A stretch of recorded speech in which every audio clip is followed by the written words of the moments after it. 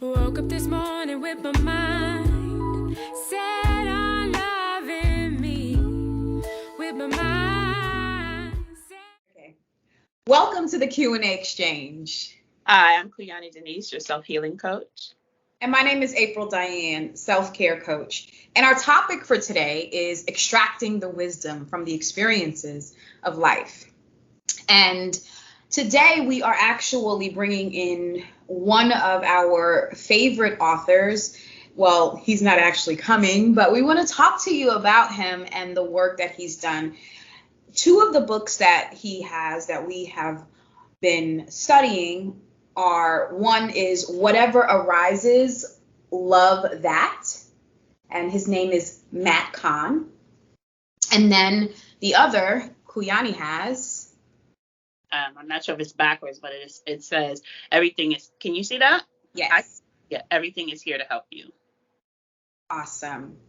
And, you know, when you're working through your self-care mastery process, and when you are in your work, right, doing your self-healing, a lot of the process requires that you not try to control what comes up, because a lot of stuff is going to come up, right? The ego is actually going to want to try and sort things out for you, try to label things, try to say what's good and what's bad, what shouldn't be and what should be, and all that stuff. But even on the back of his text, he talks about how in order to really transform every area of your life, you do this through conscious, loving surrender. Mm-hmm.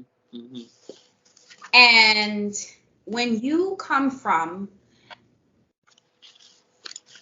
traumatic experiences, or when you've had traumatic experiences, one of the things that you really strive to do, at least this has been the truth for me and my experiences, is that you try to control every aspect of your life.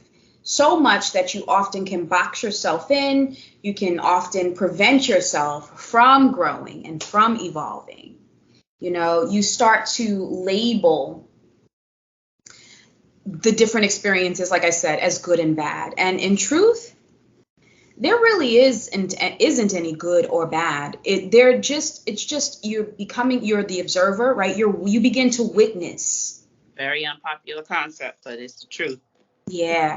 You begin to witness what you experienced from an observer point perspective in a way that helps you to heal and to overcome and grow to the next level.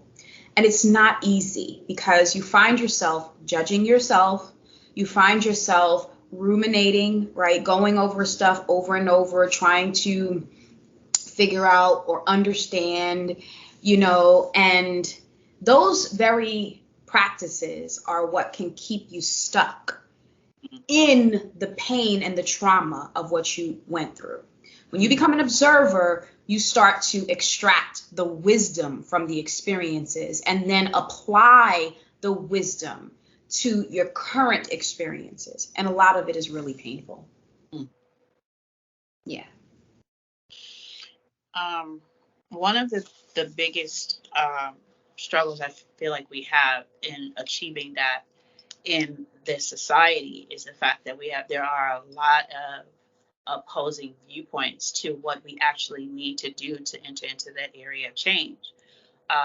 We're talking about ego, and ego is often represented or presented as something that you have to avoid or fight, that you have to suppress it, that you don't listen to your ego, it's just ego talking. It's almost always, until the past year or so, I never heard ego spoken about in a way that makes one feel like it's something that we should embrace or be okay with. It's always presented as something that's bad, when in fact it's not.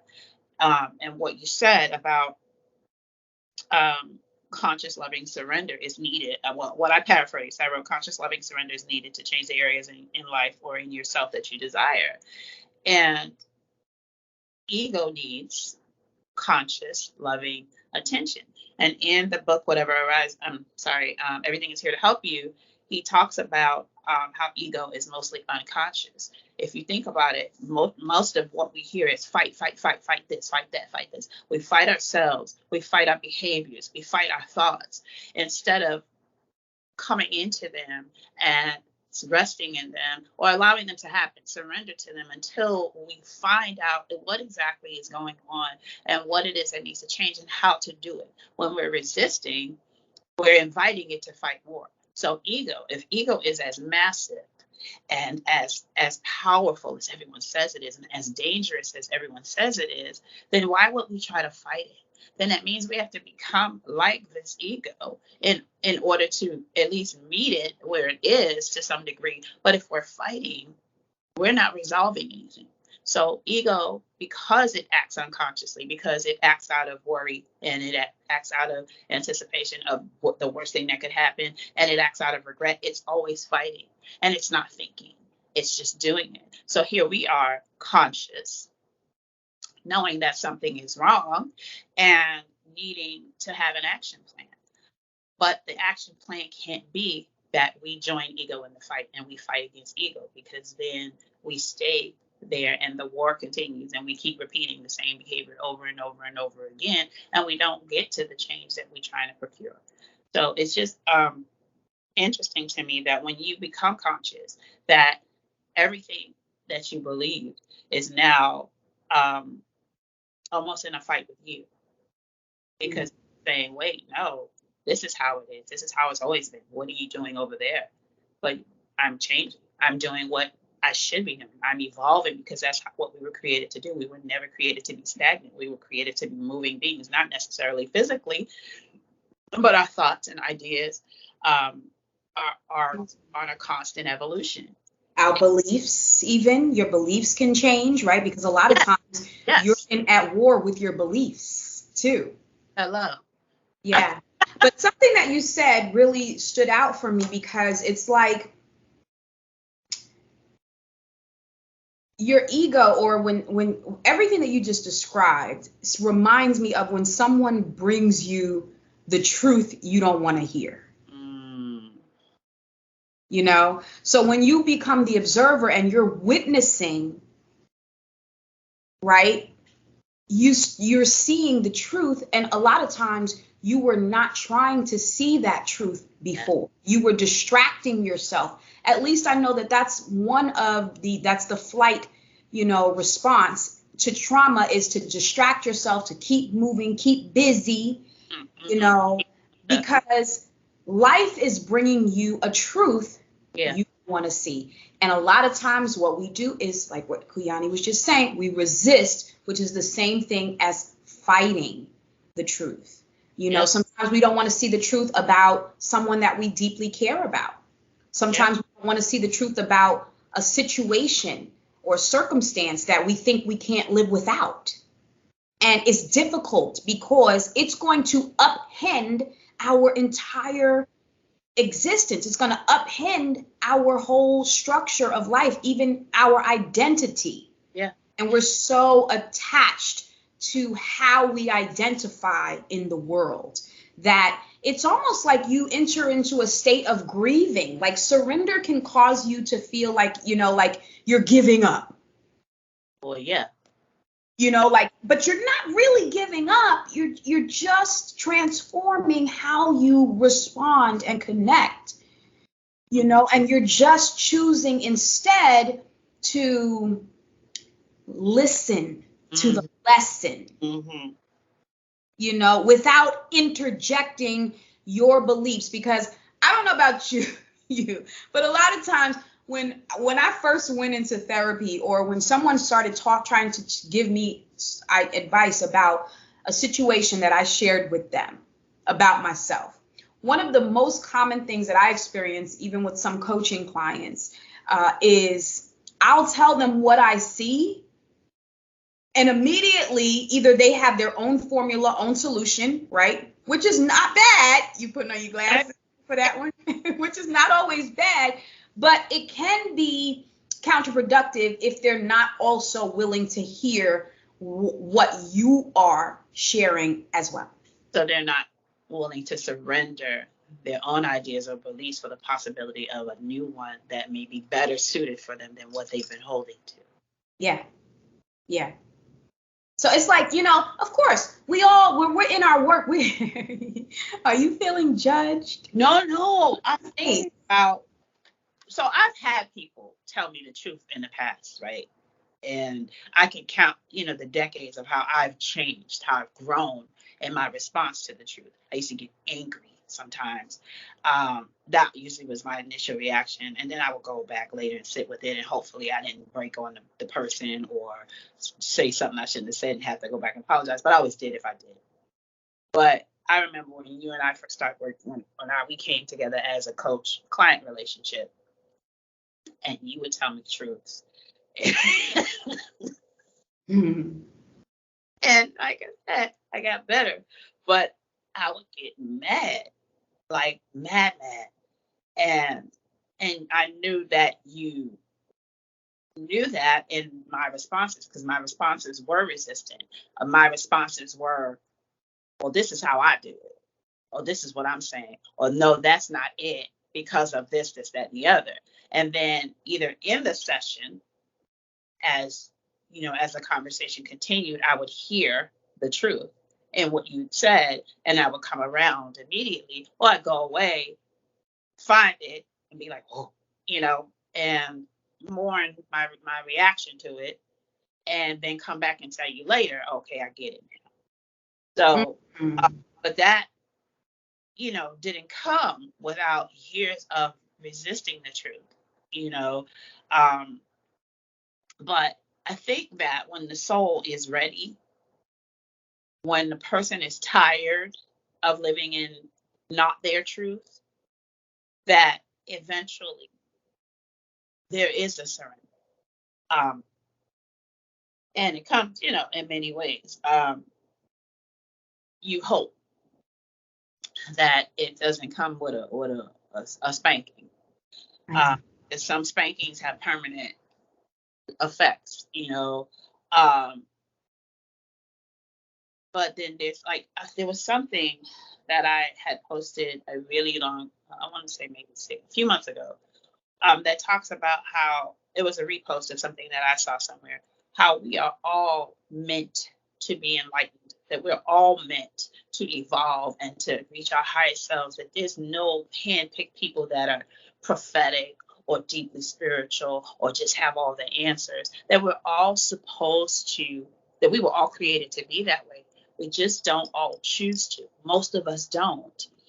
And so that's why there are people like us and therapists and all the other counselors and whoever, all those people who have decided that, for whatever reason, that they're called to support people in getting to that enlightened space about themselves so that they can heal. But most of us don't. I was going to say it's because of what you were talking about with the ego. The ego kind of brings up a thing. Oh, this person thinks they're better than me, And you're already probably feeling, a little slighted by life. You've probably already, your self-esteem is probably already, jaded. And so it can feel like an attack. Yeah. Yes. That's it. And, so as you mentioned, there is a readiness factor, and that's what us as coaches, we are trained to look for right away. Yes. Is someone's readiness factor, because you cannot save anyone from themselves, right? And if they are not willing to listen, like nobody could save me from me when I was not ready to look at life and how I could now make changes, even with the trauma that I experienced, right? How I could now use that to serve me. You couldn't tell me, at that particular point. But I want to say that when you are ready to master self-care, when you're ready to be in your work and healing, you have to be willing to try another perspective, or listen to. Try is not even the word I want to use. You have to be willing to see and examine another perspective. It does not mean that you take on immediately someone's assessment of you, right? Because people project all the time. Therapists project, coaches project. We project, right? And then this is a science. And so, we're gathering information through our observation, listening. And so you have to really sit and reflect on the information that's shared with you and just listen to another perspective. Okay. And I say try. Go ahead. Mm-hmm. No, keep going. I didn't mean to. Sorry. So it's the readiness factor comes, and you'll know it when you are willing to stop fighting, when you are willing to understand, you know what, this person is not, trying to attack me. And that's why it's also important to share and open up in a safe space with someone that you feel that you can trust. Your intuition feels good about that person. You feel like you're in good confidence. Everybody is not a coach for you. Everybody is not someone that you need to vent with, right? Some people, they mean well, and some people, they don't even mean well. And so you have to be able to identify. And what I always say, I'd rather be wrong than right. And I'm going to explain that a little bit. When, in terms of how do I trust my intuition, and if I'm wrong, I'd rather be wrong and go through with something and have been right that I should have stayed away. Mm-hmm. You understand? So sometimes, some people say, well, that seems like you're scared. That seems like you're staying safe. It is what it is. This is not about perfection. This is about progress. And as I continue to gain more data, maybe I'll feel more comfortable. Maybe I'll feel safer. But the key to it is to go at a pace that feels good to you and allows you to continue to grow and to heal. This is not something that you have to rush. This is not something that you have to get exactly right. And I think that is a big problem for many people, is because we want exact steps. Mm-hmm. We want a particular formula to follow. But the reality of it is that you are a unique you, and your formula you will develop, and it will even evolve as you continue to grow. Yeah, I agree. What I was going to say was just piggybacking on that when you hear, like you said, sometimes we all project, but when the perspective is offered to you, from whomever it is that you're counseling with, instead of instantaneously rejecting it because it doesn't fit into the idea that you have, look for yourself in it. See if, and so that's the part of getting people to stop being so rigid. I mean, they come to you, they come seeking a coach, they come seeking a therapist, and that's why what you said about checking the readiness factor off the bat is so important, because like you said with me, if I wasn't ready, you'd have known it. You'd have been like, I can't coach you, but checking the readiness factor off the bat, if the person is resistant to what they're hearing, then they're not giving themselves an opportunity to look and see maybe if there's something in there that does pertain to them, even if it's not the entire thing. I always tell people, eat the meat, throw out the bones. If what I gave you, if all of it ain't for you, then you ain't got to consume it all. Just take the parts that fit you and leave the rest on the table. That's all. And so funny, I have this similar saying. It's eat the food and leave the plate. I like that. Right? Because sometimes people serve you something on a plate that ain't so pretty, but the food is good. So, it's funny because I'm OCD like that. I don't like ugly plates. I don't like ugly plates. And from that video that you keep trying to share with me with that young lady, and I'm so focused on how she looks so unkempt to me. We're not going to say her name or nothing like that, but she looks so unkempt. I can't get past that to listen to her message. But the second time you shared it with me, I actually did listen to her message, and I was like, you know what? She knows she's talking a little something. I hear you. So I had to get past her. Lesson for us to not look at appearance.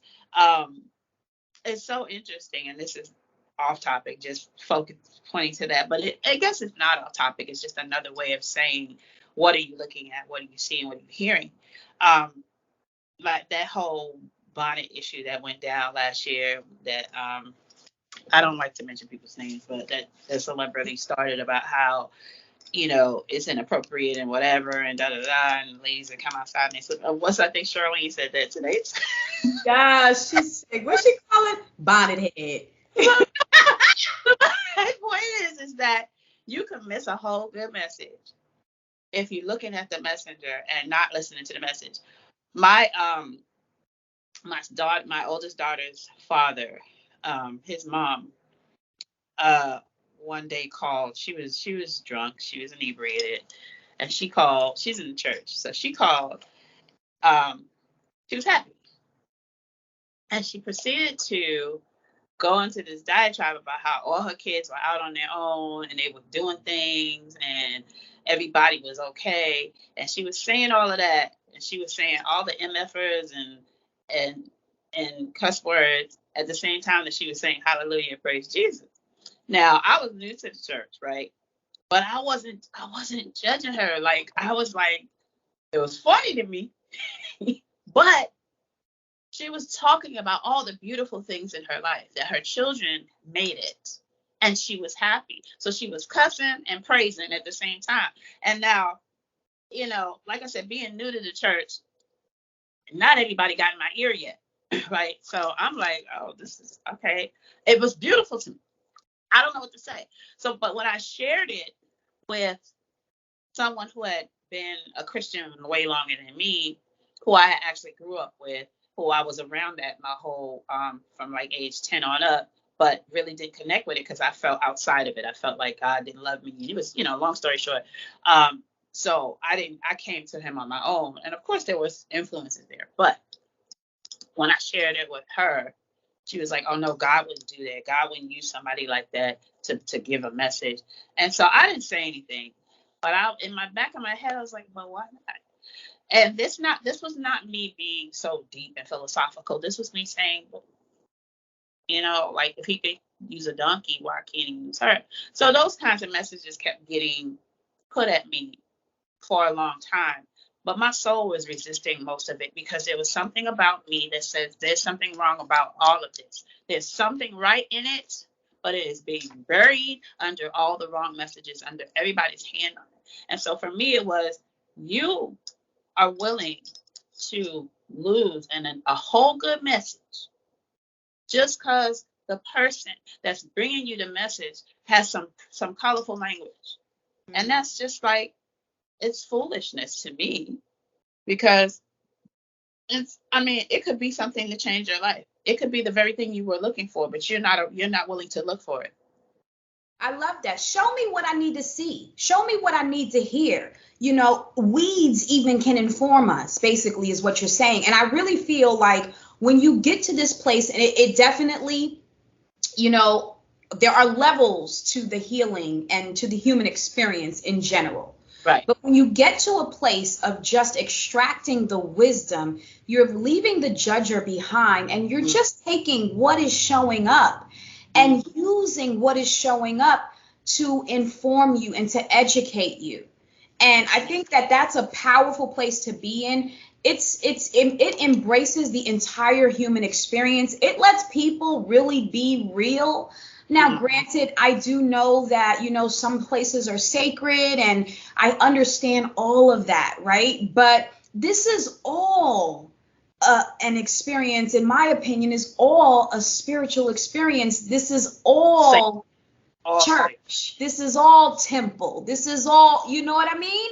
So if I can't say something here in this place of healing that maybe I do need some assistance with, using better language, and, maybe that is something that I need to do, maybe, but my point is that they say in the Bible specifically, it says, come as you are. That's right. And so, I think that would be so helpful if we got to a place, or when we get to a place of just allowing people to come as they are, and then not using situations and scenarios to judge a particular character and label someone. I do believe that we are growing to a place of not labeling. And so I want to bring the topic back to that too, because that is what I feel Matt is talking about in this book. When he says, whatever arises, love that. Come on. And I always put my own spin on it. I need to have that word on in there. That little preposition. It's a preposition, right? Yeah. It is. Yeah, it is. It is. I need to have that in there because when I looked at it first, it's kind of like how Martin Luther King, he says, love thy neighbor as thyself, or was that in the Bible? That was the Bible. Okay. But Dr. King, he was talking about that too. He was talking about love your neighbor. And he was saying, I'm not talking about in the romantic sense of the word love. You know what I'm saying? He's talking more about respect, in that regard, I do believe. And then for this text, whatever arises, love that. And in my own twist, love on that, to me, equated to things are going to come up that you're not going to like. Mm-hmm. Right? But they don't need your judgment. They need your compassion. Mm-hmm. You understand? The circumstances that you experienced in your life, they don't need more battering from you. You yourself do not need to be judging yourself for the experience, the things that you cannot change. Yeah. Life happened, and now you're here in the present moment. It is one of the hardest things to do, though, because a lot of the healing processes shoulda, coulda, woulda. Mm-hmm. I wish I would have known, but wisdom, it's hindsight, all those things.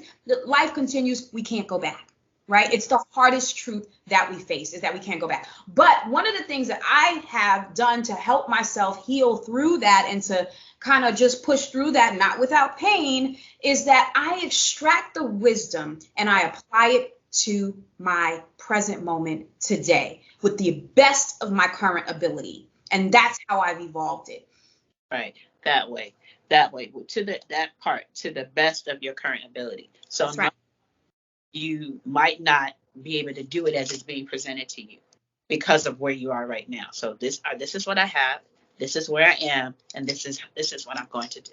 However it comes out is exactly the way it's supposed to be coming out. It was supposed to come out because I'm not resisting it, because I'm receiving it and I'm applying it. Mm-hmm. That's perfect. Mm-hmm. Yeah. Yes. I mean, yeah. This text, so I want to read one of my favorite passages because we're about to wrap this thing up. But I want to read one of my favorite passages in the text, and it's so powerful to me. It's on page 6 of his text, and this is Matt Kahn. Whatever arises, love that. A love revolution that begins with you. It says, when I am sad, I deserve more love, not less. When I am angry, I deserve more love, not less. When I'm frustrated, I deserve more love, not less. Whenever I'm hurt, heartbroken, ashamed, or feeling guilty, I deserve more love, not less. Even when I'm embarrassed by my actions, okay? Mm-hmm. I deserve more love, not less. Equally so, when I'm proud of myself, I deserve more love, not less. No matter how I feel, I deserve more love, not less. Despite what I think, despite what you think, I deserve more love, not less. No matter the past that I survived, I deserve more love, not less. No matter what remains up ahead, I deserve more love, not less. On my worst day, okay, I deserve more love, not less. Even when life seems cruel and confusing, I deserve more love, not less. When no one is here to give me what I need, I deserve more love, not less. In remembering the greatest way I can serve the world, I deserve more love, not less. No matter what I'm able to accept, whomever I cannot forgive, or whatever I'm unable to love for whatever reason, I deserve more love, not less. This is so powerful. I forgot. This was one of the first things that you sent to me from this book.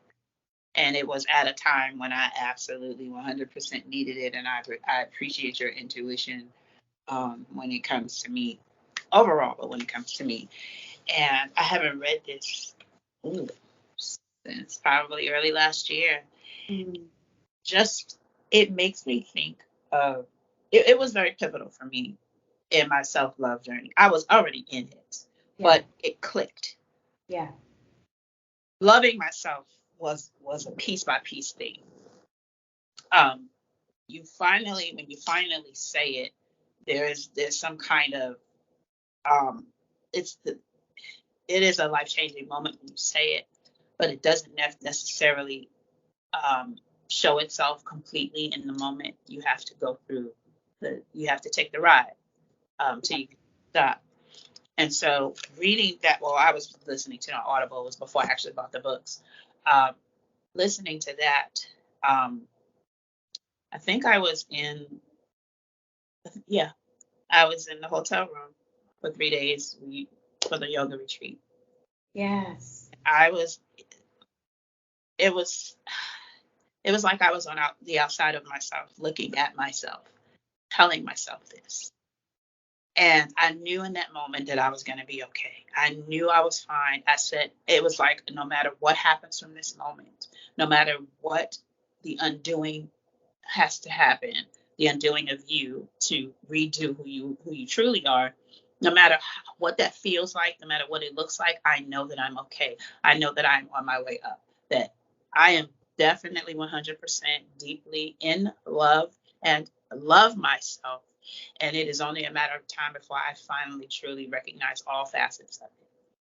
And so when I'm listening to it now, I keep thinking of all the people that I know, whom I've counseled, who I speak with on a regular basis in support of them holding on and growing, who need this to come into their earwaves and get down in their soul. Because life changing, without question, this was divinely inspired.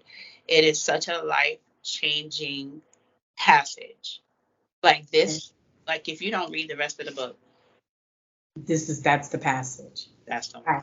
Because you like he says, you need more love, and whatever comes up is information that you needed to receive, and to just ask, how am I supposed to use this information? You're working with someone who is in a lot of pain, going through trauma. Instead of judging, just try to extract the wisdom, because you don't know someone's journey. And I myself today and myself before yesterday, completely black and white, two different completely beings, but the core of who I am was always there. I was just buried. We were just buried underneath a lot of pain and trauma. And so we were coping. And so you are coping. So whatever happens, even the fact of the awareness that you may not be ready for, coaching, maybe, because coaching and therapy, they're different. Maybe you're not ready for that. Maybe that is the wisdom that you want to extract. Mm-hmm. And that's good information. You may just need to continue to be in therapy. Mm-hmm. Sometimes people aren't even ready for therapy. They don't want to open up because fear makes us not want to look. Mm-hmm. And that's okay. So to all of you who are right now out there who are, wanting and needing some change and some shifts in your life, and you just really you don't feel like connecting with someone is going to help you, right? Because you're afraid of the judgment. It's real. People do judge us. Therapists, coaches, it's real. Yeah. Meditate on it. If you're a praying person, pray on it and ask for guidance. Ask your inner being for guidance to guide you to the right equation. Right. That's going to help you to master self-care. It's going to help you to heal. Mm-hmm. Ask that question to your higher power. Yeah. Yeah. We love y'all, and we thank you for continuing to listen to our episodes. And for those of you who are watching this on YouTube, please remember to like the video and subscribe to our YouTube channel so that you can see our episodes come up first. Yes. Yes. Anything else you want to add, Q? No. I always feel like I when we do this, I know that we're having a conversation, but Yeah. I'm always thinking about who might be listening, and I'm always talking to someone, and I don't know who I'm talking to, besides us, but just this feels hard now, but it gets better. It does. And it is worth it.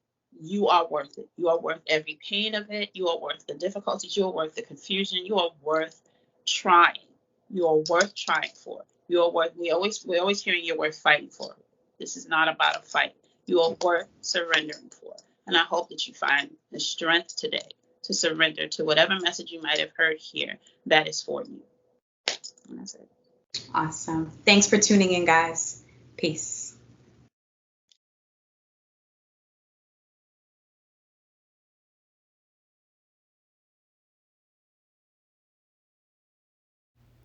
If you're looking to purchase sea moss in its various forms, visit One Peaceful Yogi on Instagram, and you can learn more about the benefits of sea moss on her Instagram page as well.